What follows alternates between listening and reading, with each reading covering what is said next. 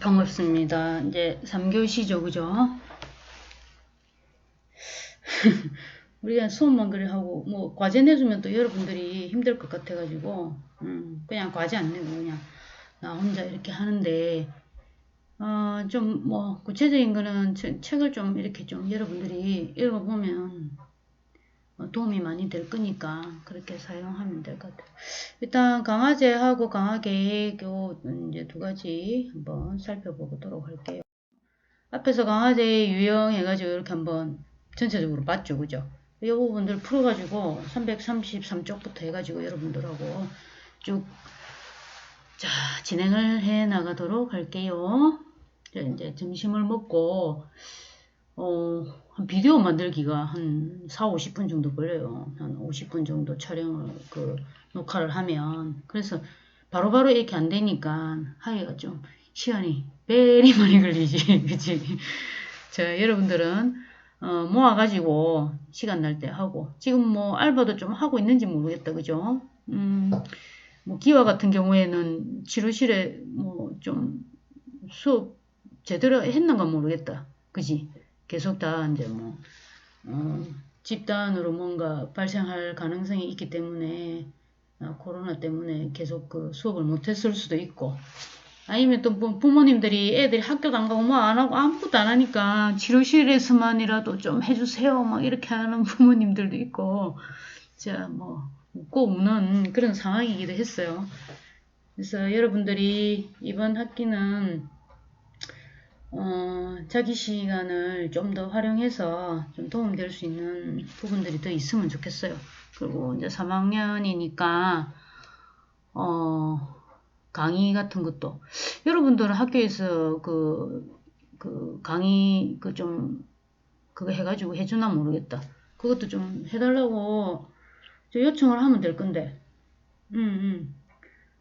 학교에서 EBS 강의 같은 거 임용 강의 괜찮은 거 해가지고 여러분들 계속 돌려본 것 같긴 하던데 그죠? 그런 부분들 좀 그 학생에서 그거 해갖고 좀 해달라 하면 안 되나? 또 이거 내가 얘기 뭐 하고 있는데요 하면 뭐 다행이고 그죠? 좀 더 여러분들이 임용 관련해가지고 접근하기가 좀 수월하게. 그러니까 수업 시간에는 그 임용 문제를 뭐 다루기는 좀 그래요, 사실은. 물론 해주는 분들도 있지만은 그게 여러분들한테 뭐 이익이 될 수도 있고 뭐 또 독이 될 수도 있고 실질적으로는 우리가 이 기본적인 부분들을 전체적으로 통합적으로 뭔가 할 수 있는 게 이제 임용에 전체적으로 나오는 그 뭐 문제니까 그 기본을 너무 충실히 하지 않은 상태에서 뭐 적용하려고 하고 통합적으로 뭐 어떤 지원하려고 하는 부분들을 한다 하는 것도 사실 무리수가 따르는 거잖아, 그지? 그래서 물론 뭐 문제풀이나 이런 것도 뭐 여러분들 어마어마하게 할 거야 아마. 거기에서 이 문제풀이가 중요한 게 아니라 이 전체적인 맥락이라든지 적용 부분에서도 우리가 어떻게 해야 되는지 이런 부분들을 통합적으로 좀 볼 수 있는 좀 멀리 내다볼 수 있는 그런 눈을 좀 가졌으면 좋겠어요. 사실 공부하는 방법이 또 다 다르잖아, 그지? 개인에 따라서. 그래서 안내하는 부분에 어떤 맥락적인 부분들을 고려해서 친구들과 이렇게 좀 나누기도 많이 하고 정보 공유도 하고 그래서 나 혼자만이 아니고 여러 정보들을 종합해서 내가 공부할 수 있게끔 그렇게 좀 잘 운영을 하면 좋겠습니다. 자, 강화제 유형 간단하게 무조건 강화제하고 조건 강화제 이렇게 나와 있었어요. 그걸 안에 쭉 한번 보자. 그냥 분류를 해놨을 뿐이에요, 여러분들. 조건 강화제는 여러분들 많이 들어봤잖아요, 그죠? 예? 조건 형성하는 과정에서 조건이 형성이 되면은 그게 이제 뭐 우리가 뭐 음식물을 제공하지 않아도 그게 뭐 종소리라든지 메트로놈 소리를 듣고 중성 자극을 이제 조건 형성해 놓은 거죠, 그죠? 그러면 그게 이제 음식물을 제공하지 않아도 이제 침이 이제 이렇게 분비될 수 있게끔 자극 반응 이런 부분들을 이제 설명해 놓은 부분들이 있었죠, 그죠? 그리고 무조건 강화제하고 여기 보면은 강화제 유형 해가지고 강화제 근원에 따라서 무조건적 강화제하고 조건화된 강화제로 구분해가지고 이제 얘기를 하고 있어요. 자, 그리고 강화제의 이제 물리적 특성에 따라서 음식, 감각, 물질, 활동, 사회적 강화제로 이제 분류해서 우리가 쭉 한번 살펴보도록 하겠습니다. 자, 근원에 따른 강화제의 분류 해가지고 무조건 강화제와 조건 강화제로 나누고 있다. 그지? 그리고 이걸 다시 정적 강화와 부적 강화로 이제 나누어 볼 수 있다고 이렇게 얘기를 하고 있어요.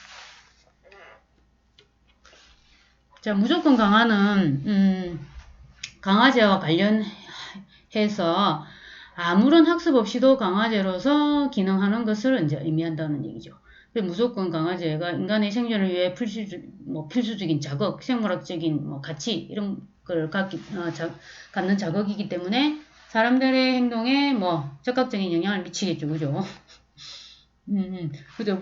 그런 게 어떤 게 있는지 한번 알아봅시다. 무조건 강화제는 그 자체가 강화제로서의 기능을 해서 사람의 행동을 어떻게 증가 또는 혹시 혹은 좋은 행동들을 그죠 바람직한 행동들을 유지하게 하는 결과를 이제 낳기도 하는데 자연적으로 강화제 기능을 하는 것을 뭐라고 한다고 무조건 강화제라고 합니다. 그래서 이거는 2차적인 게 아니고 어떤 무조건적인 강화제이기 때문에 1차적 강화제 또는 학습되지 않아도 강화되는 부분들이 될 수 있으니까 학습되지 않은 강화제 이렇게 얘기를 하는 경우도 있답니다.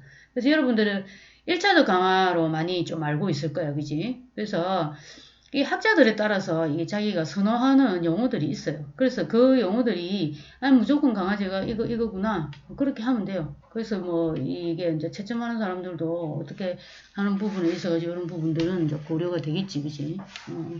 그래서 여러분들이 이 하나 용어가 기억나지 않는다 해도 1차적 강화제, 학습되지 않은 강화제 이렇게 사용해가지고 쓰시면 됩니다. 그런 거는 여러분들이 좀 융통성 있게 사용할 수 있겠죠. 그죠? 자, 이제 1차적 강화제, 무조건 강화제는 음식, 수면, 물, 산소, 온기, 쉴곳 이런 거는 학습을 거칠 필요가 없는 거죠. 그죠? 조건화될 필요가 없는 무조건적인 긍정적 강화제의 어떤 예시다. 이렇게 보면 되겠지. 얘 보면 음식물 공격, 온기 등 이렇게 나와 있잖아. 그지? 그리고 이제 선행 학습 없이도 자극의 제거로 행동을 강화할 수 있는 무조건적, 혐오적 강화제. 이게 있잖아. 확 기가 좀 빨간 사람. 그죠? 큰 소리가 난다든지 이런 거 굉장히 힘들어. 충격하면 그지? 그리고 충격, 아주 큰 소리, 매우 강한 빛, 고도로 높은 온도, 강한 압력, 신체적 고통, 혐오적 강화제로 이제 예를 들 수가 있다는 거죠. 그지? 무조건적, 부적 강화제, 혐오적 강화제, 부적 강화제 이렇게 쓰시면 되겠죠. 큰 소리, 강한 빛 이렇게 얘기를 하잖아. 엄마가 이래 해라 했는데 안 하면 해요?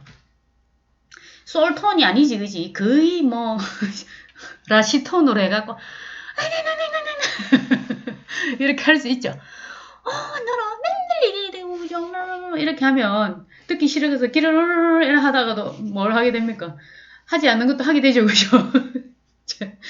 그렇게 되면 안 되겠지. 엄마 건강에 문제가 생길 수 있잖아요, 여러분들. 그죠? 그거는, 여러분들이 좀 고려를 해야 돼요. 그래서, 우리 아이들도 마찬가지지. 그지? 그런 이제 어떤 무조건적인 부적 강화제를 통해가지고, 어떤 행동 강화를 할 수 있다. 이러면, 그것도 너무, 그죠? 지나친 거죠. 그죠?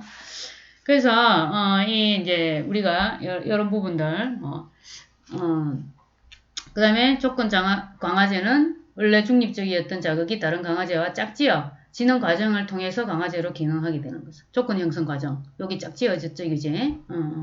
그렇게 해서 조건 강화제는 우리가 좋아하게 되도록 만다고 학습해야 하는 자극으로서 생존을 위해 필수적이라거나 생물학적으로는 관련이 없어요.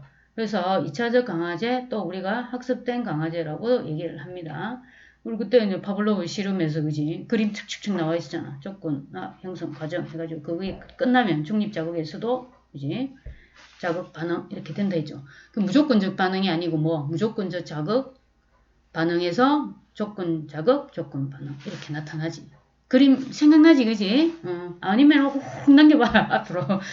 자 그래서 이 메트로놈 소리가 음식이 강아지 역할을 할 수 있는 상황에서 조건화된 긍정적 강아지가 되는 거예요. 알겠죠? 그래서 이제 조건화된 혐오적 강아지는 이전의 중립적 자극이 현재의 혐오적 강아지에 짝지어가지고 혐오적 강아지로도 이렇게 뭐 조건을 형성할 수 있겠죠, 그죠? 그래서 이제 제시되는 과정을 통해서 이제 조건화가 된다는 거죠. 뭐 여기 보면은 뭐 아까 뭐 큰 소리는 아니지만 요 잔소리 나오네. 이제 큰 소리 부분들은 그렇고 책상을 치우라고 하자 항상 엄마가 뭐 나는 지금 뭐 이제 아이들이 다 나갔기 때문인데 지금 여러분들 뭐 집에 또 가고 이러잖아, 그지? 그리고 뭐 명성이 같은 경우에도 기숙사 끝나고 나면은 방학 때 집에 있죠. 그러면은 엄마가 없다가 애가 있으면서 막 이렇게 명성이는 아니 어질러 놓지, 그지? 그지?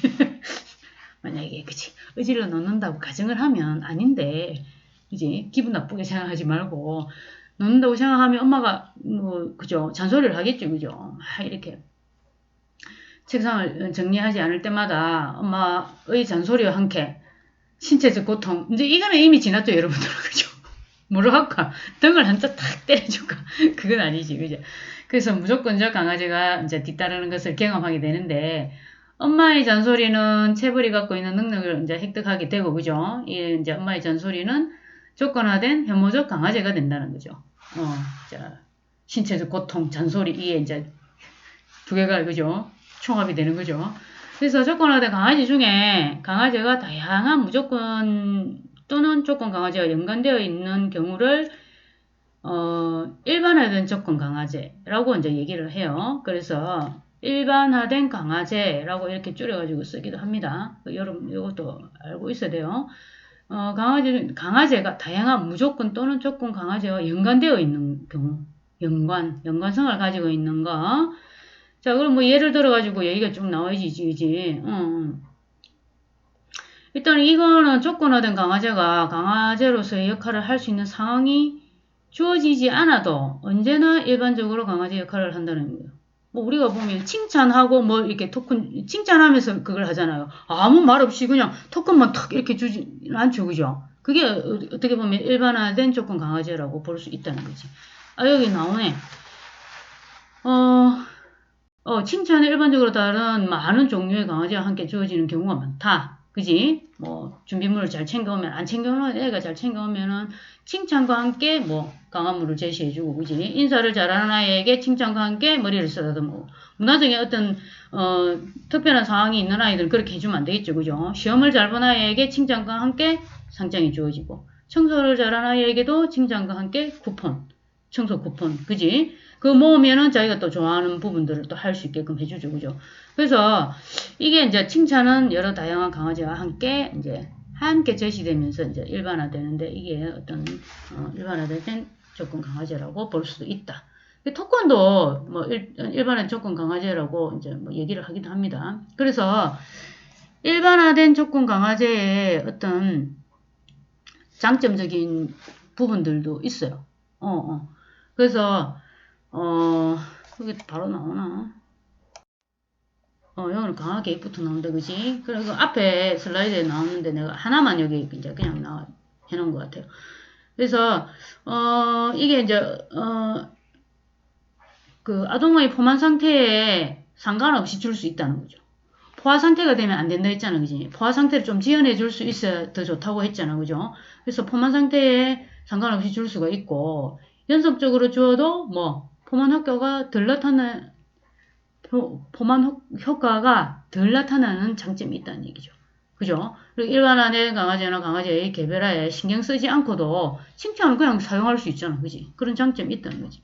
그래서 좀 이게 좋아하는 것이 서로 다른 아동에게도 같은 종류의 일반화된 강아지로도 제공할 수 있다. 이게 뭐 어떤 보면은 일반화된 조건 강아지의 어떤 큰 이점으로 볼 수가 있겠죠.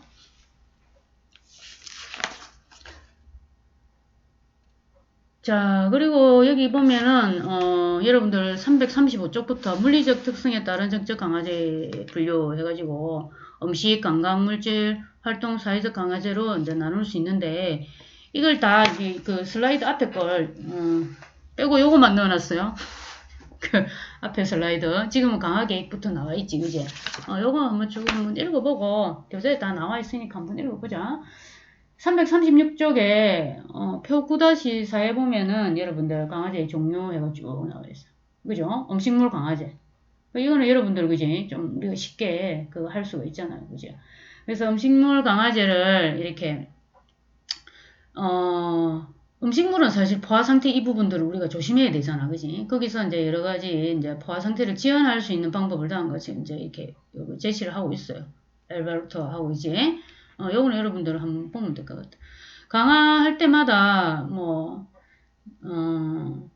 똑같은 강화제를 주는 것보다 음식이라 하면 다른 걸로 이렇게 하면은 내가 이걸 좋아할 수도 있지만은 같은 걸 계속 주면 좀 식상하지 않나? 아니야. 여러분들은 끝까지 굿이가. 그지? 좋아하는 것도 계속적으로 먹으면 강화는 아니어도 그냥 우리가 그지? 섭취 막 이렇게 며칠에 걸쳐서 고기 좋아하지, 그지? 남학생들 같은 경우에는, 그지? 고기를 좋아하면 고기를 며칠 동안 계속 먹는다 생각해봐. 뭐라고 해요? 물린다지, 질린다지, 그지? 그런 거하고 좀 의미가 또 비슷한 것 같아요, 그죠? 그래서 강아지의 크기를 줄이고, 이런 다른 강아지로, 이렇게, 할 수 있다는 얘기죠. 그리고 이제, 여러분들 주로 이제, 유치원이라든지 어린이집 가면은, 곰돌이 젤리 있잖아. 조그만 거 있지? 아구 딱딱한 거 있잖아. 나는 이제 이가 아파서 못 먹겠더라. 여러분들한테는 이렇게 많이 좀 사가지고 줬었는데, 그때, 그런 막 이렇게 배가 안 부르잖아요. 그죠? 약간 씹는 식감이나 질감, 이런 걸 아이들이 좀 좋아하잖아요. 그죠? 그래서 그게 좀 많이 쓰여지더라. 사탕은 또 왜 빨아야 되고, 그 먹는 시간 동안에 어떤, 바로 먹고 싶을 때도 있잖아. 그지? 그럼 그런 거는 그러니까, 곰돌이 젤리를 광고하는 건 아니에요. 그래서, 이제 그런, 그 작은 거, 그렇지만은 이제 그 시기에 아이들이 이빨이 이렇게 그거 하고 이런 친구들이 근질근질하고 이런 친구들이 많으니까 씹어주는 그 이제 욕구 해소 부분들도 좀 이렇게 상응하게 좋은 이제 효과를 낼 수 있으니까 일단 그 부분들을 좀 해주면 되죠. 근데 엄마들이 또 싫어하기도 하죠. 왜냐하면 설탕이 이제 무가당이 아니잖아. 다 달잖아. 그지? 그리고 천연 이제 그걸 쓰는 거는 좀 이제 그 가격도 좀 비싸고, 그죠? 그래서 이제 그런 거 사용할 때 요즘 엄마들은 굉장히 아이에 대해서 그걸 해요. 그래서 이제 그런 부분에 이제 싫어라 하는 엄마들도 있으니까, 그런 부분도 좀 조심하고 그렇게 하면 좋을 것 같아요. 그래서, 그리고 연속적으로 강화제를 주지 않고 강화를 이제 지연시키기도 하고, 그지? 간헐적으로. 그렇게 해서 몇 번에 몇 번에 걸쳐서 하면은 그렇게 해도 되고, 그죠? 간헐적으로 하되 그 부분들에 언제 줄지 모르니까 애들이 항상 잘해. 그러면 또 그것도 괜찮은 방법이지, 그지? 그 뒤에 보면은 강하게 이게 또 설명이 되고 있으니까 그거는 감각적 강화제는 시각, 청각, 후각, 미각, 촉각 이런 흔들림 같은 고유 감각에 대한 자극제를 얘기하는데 예를 들어서 이제 자폐증이 있는 학생들의 경우에도 빙글빙글 돌고 이러한 상동 행동을 이제 빙글빙글 행동이 계속되었다면 돌기를 감각적 강화제로 이제 사용할 수 있다. 시각적 강화제로는 색깔, 깜빡임이 있는 조명, 그림, 잡지, 거울, 슬라이드 이 다양하게 이렇게 할 수 있겠죠, 그죠? 비누 거품도 많이 사용하잖아, 그지? 아니면은 조명 같은 것도 요즘 이렇게 간단하게 이렇게 예쁘게 할 수 있는 음악 창 나오면서 조명 탁 켜지고 이렇게 할 수도 있듯이, 그지? 그리고 이제 청각적 강화제로는 귀로 들을 수 있는 부드러운 음성, 음악, 헤드폰으로 듣는 음성, 후각은 코로마다 내는 품기. 자, 달콤한 매운 향, 다양한 냄새를 이게 후각적인 부분들은 여러분들 그 책에 보면은 요즘은 이게 향기도 나고 막 이런 게 있어요. 그 아이들이 좋아하는 딸기 향이 난다든지 막 그렇게 해가지고 그 부분들을 좀 이렇게 사용해도 되겠지, 그지? 미각적인 부분은 다양한 고체를 사용해서 촉각적인 피부로 느껴지는, 그지? 이런 다양한 이런 부분들을 가지고 감각적 이제 강화제로 이제 사용할 수도 있다는 거죠. 그리고 이제 자폐 아이들 같은 경우는 트램플린 이런 그게 좋아해요. 항상 구석에 보면은 트램플린 활동할 수 있게끔 되어 있으면 그거 이제 몇 번 정도 이렇게 탁탁 뛰고 이제 진짜 좋아해. 트램플린에서 살아요. 자, 그 다음에 물질 강화제. 물질 강화제는 이제 337쪽에, 자, 물질 강화제는 여러분들이 이렇게 많이 사용하기도 하지, 그지?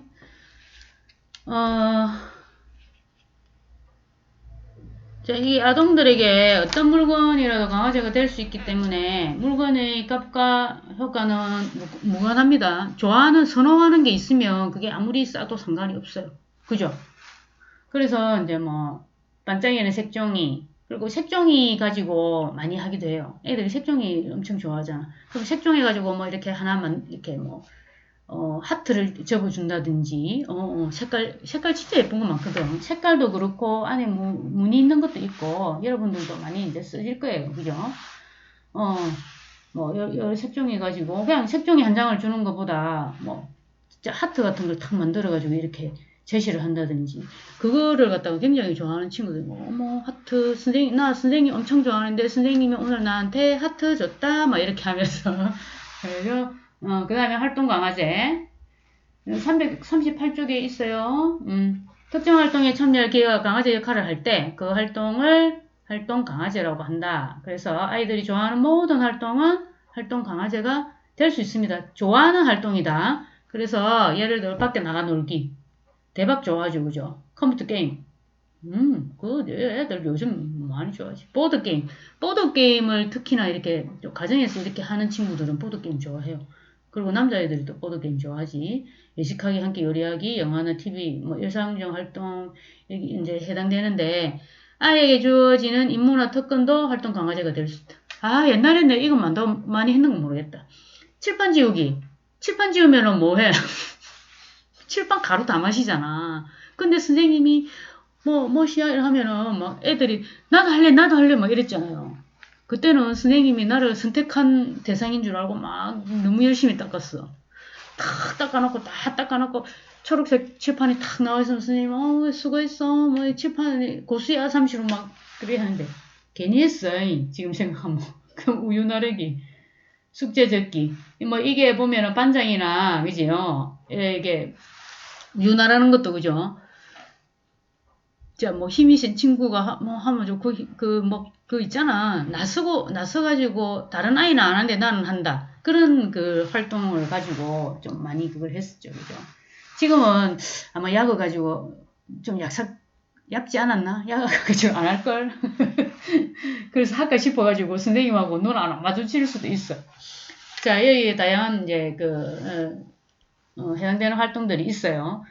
그래서 이제 여기 이제 활동 자체가 강화제로 기능할 수 있다고 이제 보는 거죠. 근데 이걸 체계적으로 적용해서 아동이 자발적으로 그지 참여하는 활동은 거의 참여하지 않은 활동에 대한 비교되지 그지 강화제로 이제 사용될 수 있다고 얘기를 한다는 거죠. 자, 그지? 그리고 이제 제일 중요한 게 이제 또 우리가 사회적 강화제. 자, 요게 이제 우리 아이의 행동 형성을 제대로 만들어주는 부분이기도 합니다. 사회적 강화제는 339쪽에, 자, 부모나 교사 등 어른들이 긍정적인 관심으로 아동을 인정하는 것은 아동들에게 가장 강력하고 효과적인 강화제이다. 동의하죠, 그죠? 나도 동의해요. 그래서 우리 아이들이 이제 여러분들도 마찬가지지만 아이들은 다 인정받으려고 해요. 우리가 아이들이 장애가 있다 해가지고 그 부분을 절대 아닙니다. 그 부분은 우리가 사람인지라 다 그 인간의 기본 욕구들 안에 다 들어있다는 얘기죠. 그죠? 인정의 욕구는 누구에게나 다 있는 것 같아요. 우리 요즘 펫도 많이 키우고, 그죠? 캣도 많이, 이게 펫이나 이런 고양이들하고 이런 많이 키우잖아요. 그래서 보면은 다, 동물임에도 불구하고 인정받는다든지, 예쁨 받는다든지, 예쁨, 이런 걸로 이제 얘기를 할 수 있겠지만은. 그래서, 사회적 강화에는 긍정적인 감정 표현이라든지 시체적 접촉, 물리적 접근, 칭찬과 인정 같은 언어적 진술 이런 부분들이 이제 강화제로 사용될 수 있는데 긍정적 감정 표현에는 미소, 윙크, 웃음, 고백, 박수, 지그시 바라보기, 예뻐요. 자, 요번에 학교 선생님 하나 예뻐요를 이상하게 태폐적으로 아이들 성추행하는 그런 행태들을 했죠, 그죠? 그 좀, 좀 느끼하더라. 그래, 정말 그런 식으로 했다는 게 이해가 안 되더라. 여러분들 받는가 모르겠다. 자, 시사에도 좀 관심이 있어야 돼요. 시사에 관련해가지고 임용 문제도 많이 나올 수 있습니다. 그런 부분들을 여러분들이 그냥 놓치지 말고, 잘 보고, 사회에 관심이 있어야지, 사회에 기능할 수 있는 멋진 사람이 될 수 있어요. 자, 그래서, 이제 애들한테 그게 올려놓은데, 좀 그렇더라. 뭐 팬티 색깔부터 시작해갖고, 응, 응. 그죠? 그런 표현이 되나 싶다. 그죠? 자, 그래서, 뭐, 이렇게 너무 엄용한 눈으로 뭐 아이들한테 이렇게 하면 안 되겠죠. 그죠? 그리고 신체적 접촉, 악수하기, 손잡기. 자, 요즘은 쓰다듬기, 어깨, 뭐, 이런 부분들도 사실 그렇고, 조금 이제 초등 정도 되면은 손바닥 치기, 이렇게, 하이파이브, 이렇게 하는 게 참 좀 좋은 것 같아요. 왜냐하면은 그 연령대에 따라서 물론 발달의 어떤 뭐 지연이나 지체 부분들은 있어도 그 연령대에 맞는 문화에 맞게 그런 이제 피드백 부분들이 강화 부분들이 좀 잘 되어 있으면 좋겠어요. 그 부분들은 아이들이 선호하는 게 뭔지 좀 정확하게 알 필요가 있죠, 그죠? 하이파이브 같은 경우에는 굉장히 또 이렇게 손으로 막 이렇게 주먹으로 이렇게 하고 뭐 이렇게 하는 뭐 사인들이 있잖아. 특수한 사인들 같은 거. 그럴 때도 참 그거 괜찮더라. 그게 왜냐하면은 내가 뭔가를 했을 때 그걸 강아지로 주어진다는 거는 특별한 거잖아, 그지? 그렇게 해서 좀 써주면 좋겠어요. 자, 그래서 저 영유아의 경우에는 요런 약간 좀 안아주세요. 맨날 팔 벌리죠, 그죠? 우리 집에 그 12개월 된 애기도 이제 뭐 팔만 벌리는 게 아니고 안으면은 다리가 여기 오랑우탄처럼 딱 그 허리에 감겨요. 안 떨어질라 그래. 엄마는 하루 종일 이렇게 아기를 보고 있으니까 잘 안 안아주잖아. 안아줄 때만 안아주고. 좀 이렇게 너무 찡찡대게 못하게 딱 이렇게 뭐라 하죠. 그죠? 안 돼요. 막 이렇게 해버리면 못하잖아. 그러니까 이제 우리 집에 한번 이렇게 탁 놀러 오면 무조건 안겨가지고 뭐 이렇게 뭐 벽에 이제 밑에 거는 별로 탐색할 게 거의 다 탐색을 다 했어요. 밑에는 자기가 돌아다니면서 탐색을 다 잘 걸을 수 있으니까.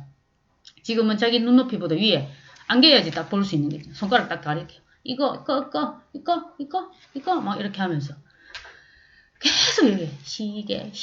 시계는 또 이렇게 노래도 불러주고 시계는 뭐 이렇게 많은 설명을 해도 사실 못 알아듣잖아요. 그래도 이제 뭐 조금씩 얘기를 해주죠. 매 같은 그걸로 해줄 수 없으니까. 또 시계는 시계 노래 또 불러주고 똑딱똑딱 막 하고 별의별 짓을 다 합니다 지금. 자, 그래서 이게 일단은 우리 아이들이 언어가 막 이렇게 이제 이제 표현되는 발화 기능이 그렇게 많지는 않잖아요. 그죠? 그래서 이제 수용 언어 부분들을 충분히 할 수 있게끔, 뭐 의성 언어, 의태 언어, 뭐 이렇게 다양한 형태대로 이렇게 경험할 수 있게끔 해주는 거예요. 그 아이가 해가지고 바로 이제 반응하는 게 아니고, 계속 들려주는 거죠. 그죠? 어떤 시각적 자극, 뭐, 이렇게 청각적 자극, 다 이렇게 해주는 거예요. 보여주는 거. 그리고 많이 데리고 다니면서 체험하고, 또 운동장 같은데 가면은 잔디가 잘 돼 있잖아요. 그러면은, 낮에는 더우니까 그리고 밤에 또 데리고 나가가지고 거기서 뛰어놀게 합니다. 뛰어놀게 하고 자기 유모차, 그 짠디에 보면 유모차 잘 안 가거든요. 그래서 막 힘도 세요. 우리 집에 작은 거인이라고 얘기도 하죠. 작은 거인이라고 얘기해요. 그 하면은 쿵쾅쿵쾅쿵쾅 걷는 게 작은 거인이에요. 네, 시끄러 죽겠어요. 울려가지고. 자, 그래 영유아기 경우에는 요래 안아주기, 그지? 이게 발바닥에 간질간질 아니면은 이렇게 겨드랑이에 보면은 간질간질 아크 하면서 뭐 이렇게 해줄 수 있지. 그리고 물리적 이제 뭐 이렇게 신체적 접촉 부분들이 좀 해당이 되고 일단 물리적 접근에는 아동 옆에 앉기, 아동 옆에 서기, 이야기하는 동안 교사가 옆에 앉도록 허락하기, 함께 식사하기, 게임할 때 교사가 짝하기, 버스 타고 갈 때 교사 옆자리 앉기. 자, 요거는 뭐 선택받은 자죠, 그죠? 옛날에는 선생님 옆에 앉으면 근데 선생님이 됐던 기분으로 애들이 굉장히 그죠? 자, 그리고 우리 고등학교 때도 이제 기숙사가 있는데 그 기숙사 생활을 하면서 예전에는 기숙사가 그렇게 많지 않았어요. 거의 3학년 학년에서 한 뭐 몇십 명 이렇게 뽑히면 많이 뽑혔어요. 그래서 이제 뭐 그 하면은 교직은 이제 이제 교사들 식당에 가서 이제 밥을 같이 먹어요. 그러면 그게 이제, 막 어깨에 힘 넣고 다니고 막 그런 적이 있었는 것 같은데. 자, 물리적 접근에 해당이 되긴 하네요. 그죠? 그리고 언어적 진술에는, 선생님이, 자세, 바르게 앉아있구나, 하고, 이뻐, 막 이렇게 하면서, 그지? 이뻐까지는 할 수 없는, 선생님이, 그렇게 하라고 했는데 너무 잘해, 막 이렇게 얘기할 수 있겠지, 그지? 그리고 정말 훌륭해, 그죠? 구구절절히 이제 설명하는 것보다는 간략하게 이렇게 간단하게 칭찬하는 거지. 그리고 이제 이렇게 우리가 포스트잇도 보면은 다양하죠. 모양도 다양하고, 그죠? 그런 것 가지고 아이한테 탁탁 이렇게 그걸 해준다든지 아니면은 요즘 보면 참 잘했어요. 그게 좀 유행이죠, 그죠? 참 잘했어요를 콩콩 찍어준다든지, 그리고 이제 우리 아이들 이제 그게 뭐 해기별로 이렇게 왔을 때 달팽이 빨간 그 색연필로 달팽이로 막 그려가지고 참 잘했어요 하면은 뭐 애가 막 머리 쓱쓱 끈질면서 너무 좋아갖고 난리예요. 그 엄마한테 보여줄 거라고. 마마마마마마마 자, 눈에 선합니다, 그죠? 그런 행동들이 우리가 바라는 행동들이죠, 그죠? 그렇게 해서 우리가 어떤 강화 부분들을 얼마나 적절하게 제공을 하느냐. 그런 참 잘했어요 이런 거는 아이들이 포화 상태로는 별로 가지 않는 것 같아요. 그 부분들은 지금 어른들도 그렇게 찍어줘도 참 좋아할 것 같아. 그러지 않을까요? 자, 강화제 이제 효과적인 사용 부분에서도 강화는 일단은 어떻게 적각성이 있어야 됩니다. 그게 어떤 행동 반응을 강화하려면 뭐 60초 한계를 넘지 않아야 된다. 뭐 이렇게 얘기를 하고 강화를 지연하는 시간이 증가할수록 강화의 직접적인 효과는 떨어질 수밖에 없다. 그래서 강화제가 행동 직후에 즉시 제공되어야 되고 강화되는 뭐 그 행동 직전에 발생한 유관 자극과 관련해 가지고 이제 주어져야 된다는 거죠. 그래서 다른 말로는 강화제는 표적 행동 발생과 관련 있는 선행 자극 조건과 연관해서 주어져야 된다는 것이죠. 이걸 뭐라고 한다고? 유관성이라고 얘기를 하죠. 그죠? 강화 유관성이라고 얘기를 하고 있어요. 자, 그래서 강화제가 효과가 있으려면 학생을 하려고 하는 동기가 발생해야 되잖아. 그치? 자, 그리고 학생이 원해야 되죠. 그죠? 그러니까 강화제나 이런 부분들을 학생하고 의논을 해서 뭐 이렇게 하는 게 좋아요. 일방적으로 정하는 것보다는 그렇게 해서 실행을 하는 게 좋겠죠. 그죠? 자, 그리고 342쪽부터 정적 강화의 효과를 높이는 방법에가 여러 가지 제시된 부분들이 있어요. 이거는 여러분들이 한번 쭉 읽어보면 될 것 같아. 자, 그리고 344쪽에 강화 계획, 그지? 강화 계획. 이게 지금 다 못할 수도 있어요. 그죠? 약간 다 못할 수도 있는데, 일단, 하는 데까지 하고, 또 못하면 앞에 좀 넘어가가지고 또 그렇게 하는 부분으로 가도록 하겠습니다. 강화 계획은 뭐 어떤 행동을 하였을 때 임의로 강화를 해주는 게 아니라 뭐 적절한 시기와 방법에 대해서 뭐 일단 규칙적으로 이렇게 강화를 할 수 있게끔 규칙을 세우는 거예요. 일단 규칙이 있으면 그 규칙에 따라서 강화 부분들을 했을 때 반응들이 적절하게 일어날 수도 있잖아. 우리가 강화가 포화가 되면은 또 안 되는 부분들이 있으니까 이런 경우에는 간헐적으로 해준다든지 아니면은 좀 포화 상태를 지연시키기 위해서 그죠? 간격을 조금 더 넓혀 준다든지 그죠? 시간 간격이 될 수도 있고 뭐 행동에 대한 횟수 간격이 될 수도 있고 이렇게 좀 해주면 되겠죠. 그래서 여러분들이 여기 보면은 연속 강화 계획하고 간헐 강화 계획 이렇게 되어 있어요. 연속 강화는 뭐 알겠죠, 그죠? 계속적으로. 근데 간헐 강화는 여기 세 가지로 이렇게 나와 있는데 비율을 갖다가 이제 강화 계획으로. 근데 비율은 고정 비율 딱딱딱 정해놓고 하는 게고, 그죠? 그리고 변동 비율은 그때 달라요. 그건 아니고 일단 변동률이 있는 거지, 그지? 그리고 이거는 알 수가 없다. 그래서 오히려 고정이 되어 있으면은 하다 가지고 또 안 하는 경우도 발생하지만 변동 같은 경우에는 사실 알 수가 없잖아요. 언제 내한테 강화가 주어질지, 강화제나 뭐 이런 게 주어질지 모르니까 지속적으로 잘할 수도 있는 거고. 그것도 여기에 이제 아이들의 어떤 행동 특성이라든지 이런 부분들을 잘 파악을 해서, 강화 계획을 세워보는 게 이제 좋겠죠. 그죠? 간격, 고정, 이것도 간격을 정해 놓는데 고정, 그 변동. 고정값을 주고 요거는 들쭉날쭉 이렇게 만든다는 거죠. 그죠? 그리고 이제 지속 시간 강하게 그다음에 요도 고정 지속 시간하고 변동 지속 시간 이렇게 해서 간헐 강화 계획하고 연속 강화 계획을 강화 계획의 어떤 두 가지 원리로 해서 여러분들하고 이제 알아보도록 하겠습니다. 자, 연속 강화 계획.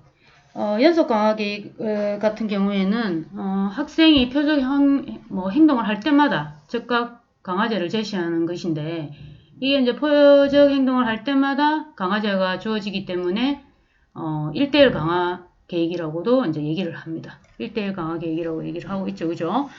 그래서 학생이 표적 행동을 할 때마다 즉각 강화. 1분이 넘어가면 안 된다 했잖아. 그지? 그래서 지연이 되면 안 되기 때문에 이러한 이제 뭐 이런 계획 같은 경우에는 학생의 행동에 비해서 많은 강화가 주어지기 때문에 학생이 새로운 행동을 습득하는 시기에 가장 유용하다는 얘기죠. 행동 형성하는 부분에 있어가지고 새로운 행동 형성할 때 제대로 딱 쉐이핑 딱 해줄 수 있다는 얘기예요. 자, 계속되기 때문에 그지? 그래서 이제 예를 들어가지고 345쪽에 예를 들어 이야기가 나오죠. 그죠? 차례 기다리를 배우는 아이에게 줄을 서서 차례를 기다릴 때마다 강화제를 이제 제시해 주는데 연속 강화 계획은 나이가 좀 어리고 그리고 이제 우리 아이들 지적인 능력이 낮은 아동 그리고 만성 문제 행동을 오랫동안 보이고 있는 아동에게 요 이제 새로운 행동 형성을 하는데 아주 적절한 방법이라고 볼 수 있죠. 계속 강화를 해주면 그 행동에서 벗어나지 않고 그걸 딱 이제 쉐이핑 하는데 좀 더 뭐라 해야 되나 탄력제 역할을 해줄 수 있다 이렇게 또 볼 수 있겠죠. 그죠? 그래서 뭐 이게 어린 나이에만 그런 게 아니라 이게 나이 든 사람에게도 새롭고 어려운 행동을 가르칠 때도 이제 유용한 방법일 수 있어요. 잘 안 만들어질 때 있잖아. 우리가 어떤 비합리적인 신념으로 사고가 좀 왜곡이 되어 있다. 이러면은 그 자동사고에 의해 가지고 계속 행동을 하죠. 그죠? 그게 막 바뀌지가 않아요. 근데 바뀌지가 않는데 새로운 행동 형성을 하기 위해서 뭐 자기 관리라든지 이런 부분들을 통해서 외부 통제가 있다 하면은 그 외부 통제에서 강화를 할 경우에는 어떤 연속 강화 계획을 통해 가지고 하나의 어떤 내한테 학습이 되어 가지고 내한테 내재화되는 그 기간까지를 연속적으로 해주면은 훨씬 더 이런 부분에 있어 가지고 빨리 이제 새로운 행동 형성을 하기가 수월해진다는 얘기지. 그죠? 그래서 연속 강화 계획은 학생이 표적 행동을 할 때마다 강화제가 주어진다고 하는데 표적 행동이란 뭐 여기서 정반응을 의미할 수도 있고 아니면 우리가 그 행동 형성 부분에서 우리가 뭐 그것도 그죠 행동의 어떤 연쇄적인 뭐 쉐이핑 부분에 있어가지고 어느 정도까지 했을 때 그걸 정반응으로 보느냐 오반응으로 보느냐 그 부분들을 좀 정해가지고 해주면 되겠죠. 그죠? 그래서 정반응에 가까운 행동일 수도 있다. 그래서 어떻게 정하느냐에 따라 다르죠. 그죠? 아니면 조작적 정의에서 그렇게 만들어주면 될 것 같고 일단 예를 들어가지고 특정 단어의 정확한 발음을 배우는 아동에게 예시가 나오지 그 단어의 발음에 근접한 발음을 할 때마다 강화할 수 있다는 얘기죠. 그 사실 아이들 발음하는 게 아 발음 하나 내기도 사실 힘들거든요. 그러면은 아 아니고 그냥 입에서 그냥 튀어나오는 소리만 있어도 그 반응으로 이제 봐주는 거예요. 뭐 이렇게 해도 그렇게 해도 이제 그 근접한 발음을 할 때마다 이제 강화를 해서 이 아이가 좀 더 길게 발음할 수 있게끔 아니면은 그 길게 발음해서 더 이런 것보다 이렇게 할 수 있게끔 그래서 어떤 가지려고 하는 정도 부분들을 더 높여진다는 거지, 그지? 그래서 정반응에 가까워졌을 때마다 강화해가지고 새로운 행동을 가르치는 행동 형성법이라고 여러분들이 보시면 된다는 거죠. 그래서 이게 이제 어떤 새로운 행동을 습득하는데 행동 형성을 하는데 유형 방법이긴 하지만은 계속해서 어떤 사용할 때 학생이 강화 없이는 행동을 하지 않는 것처럼 강화에 대한 의존성을 보일 수 있다는 거죠. 여기 이제 의존성을 보이는 부분들을 또 뭐 하기 위해서 보완하기 위해서 자기 관리라든지 이런 부분들 그지? 자기 통제, 자기 관리, 자기 관리해서 직접 자기가 이제 체크하고 막 이런 부분들 그죠?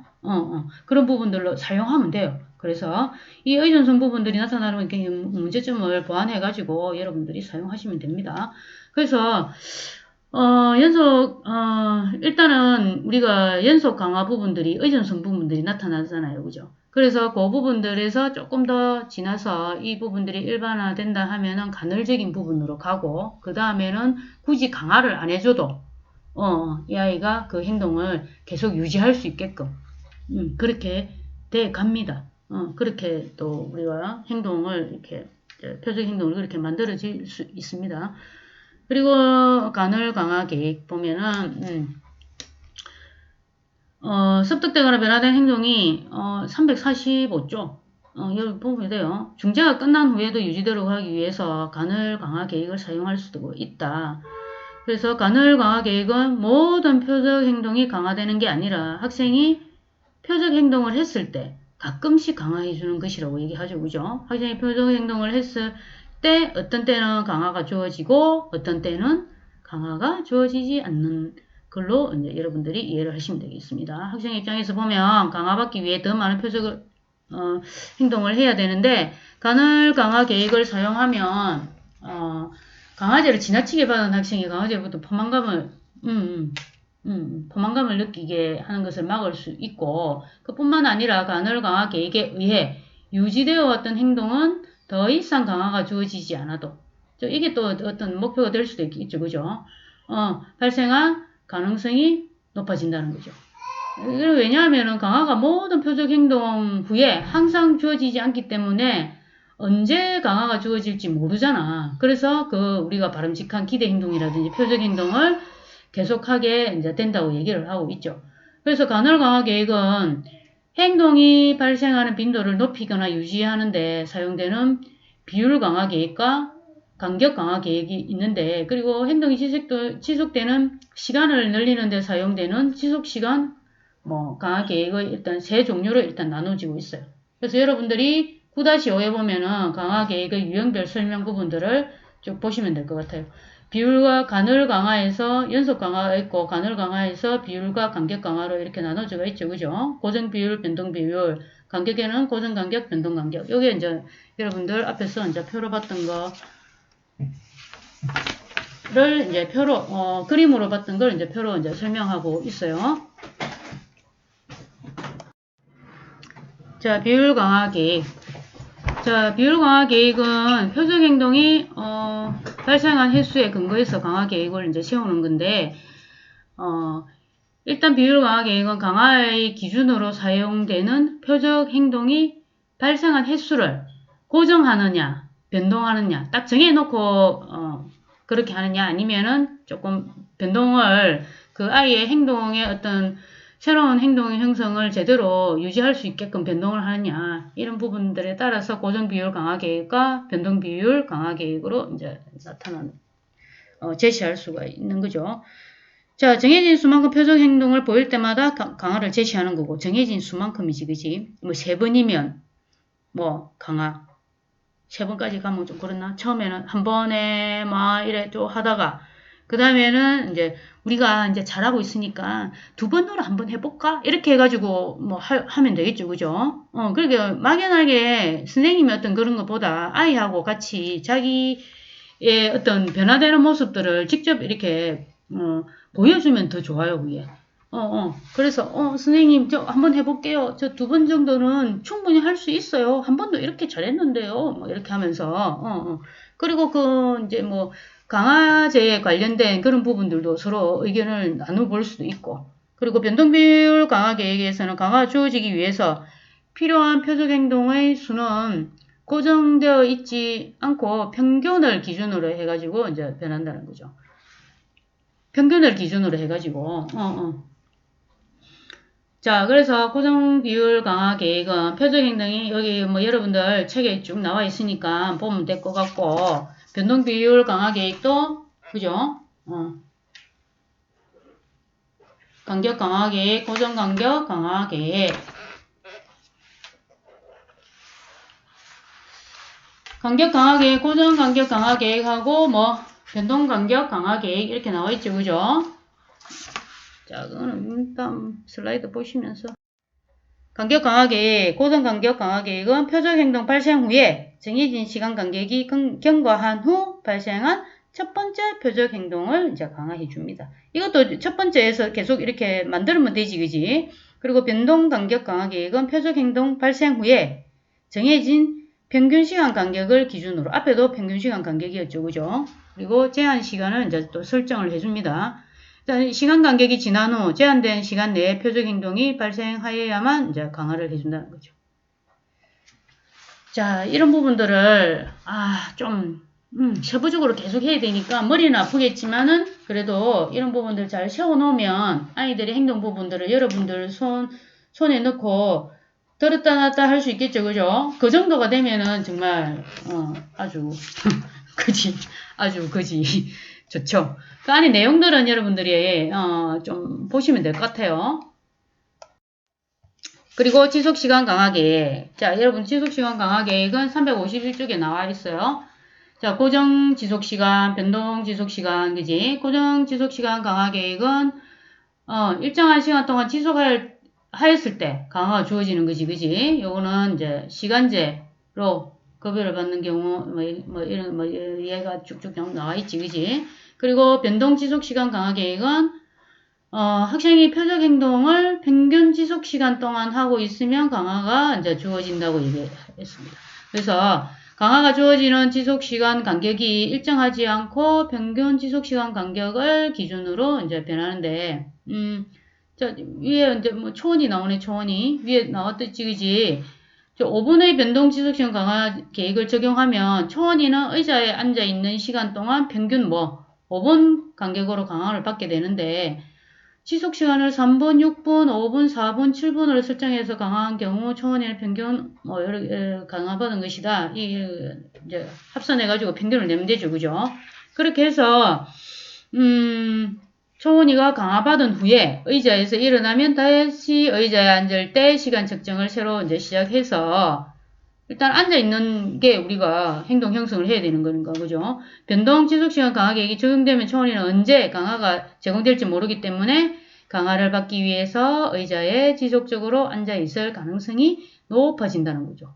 자, 이게 어떤 강화 부분들의 강화로 인해 가지고 뭐 고정이든 변동이든 그건 상관없죠, 그죠? 그 아이들의 어떤 그런 특징적인 부분들을 통해 가지고 잘 이제 활용을 하면 될 것 같아요. 자, 그리고 이제 강화 계획의 체계적 약화 부분들은 여러분들 읽어보시면 될 것 같고, 지속 강화 계획하고 이렇게 여러분들 보시고 다음 시간에는 이제 토큰제도 다 할라 있는데 뭐가 잘 빨리 안 되네요, 그죠? 그걸 보시면 될 것 같아요. 자, 요거 이거 보면 되겠지, 이제. 그죠? 지속시간의 증가, 감시자 역할, 철수, 이런 강화제 효과가 더 많은 표적을, 자, 이런 부분들이, 강화 계획의 어떤, 자, 제대로 이제 활용하면 돼요, 여러분들. 너무 이렇게 걱정할 필요 없고, 그래서, 우리가 강화를 어떻게 쓰느냐, 그 우리 머릿속에 전체적으로 그림이 그려져 있으면 됩니다.